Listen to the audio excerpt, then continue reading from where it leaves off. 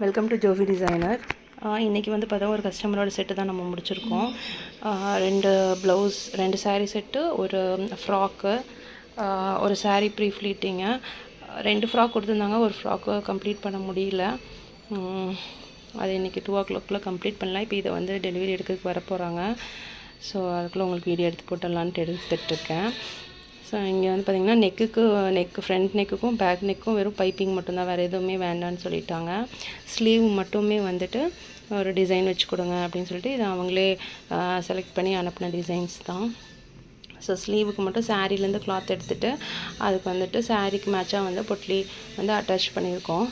So இது வந்து ஒரு சாரீ, இது ஒரு ப்ளவுஸு.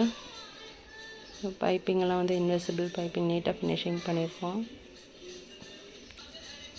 நெக்ஸ்ட் ப்ளவுஸ் வந்து இது ஒரு நல்ல ஒரு பிங்க் கலர், பட் வீடியோவுக்கு கொஞ்சம் ரொம்ப லைட்டாக தெரியுது.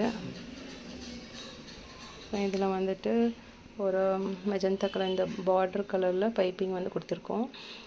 இதுக்குமே வந்து நெக்குக்கு வந்து சிம்பிளாக பைப்பிங் இருந்தால் போதும்னாங்க. ஸோ ஸ்லீவுக்கு மட்டும் அவங்க இந்த மாதிரி டிசைன் கேட்டிருந்தாங்க. ஸோ ஸ்லீவுக்கு வந்து இந்த மாதிரி டிசைன் பண்ணியிருக்கோம்.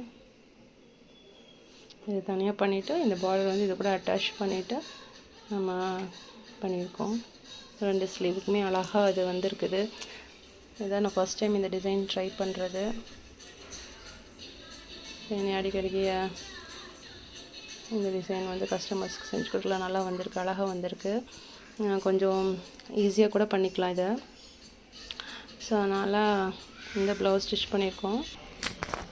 நெக்ஸ்ட்டு வந்து சாரீ ப்ரீ ஃப்ளீட்டிங்கு பேக் பண்ணியாச்சு, கவர் போட்டு நீட்டாக பேக் பண்ணி ப்ரீ ஃப்ளீட்டிங் பண்ணியிருக்கோம். இந்த சாரியோட ப்ளவுஸ் தான் இது. ஸோ இதுக்கு வந்து ப்ரீ ஃப்ளீட்டிங் பண்ணியாச்சு. இன்னொரு சாரீ வந்து ப்ரீ ஃப்ளீட்டிங் பண்ண வேண்டாம், அது வந்து ரொம்ப சிந்தட்டிக் மாடலில் இருக்க சாரீங்கனால அவங்க ஃப்ளீட் எடுத்தாவே கரெக்டாக வந்துடும் சொன்னேன். ஸோ அதுக்கு வேண்டாம் அப்படின்ட்டாங்க. நெக்ஸ்ட்டு வந்து இந்த ஃப்ராக் தான், ஆல்ரெடி போன வீடியோவில் காமிச்சிருந்தேன்.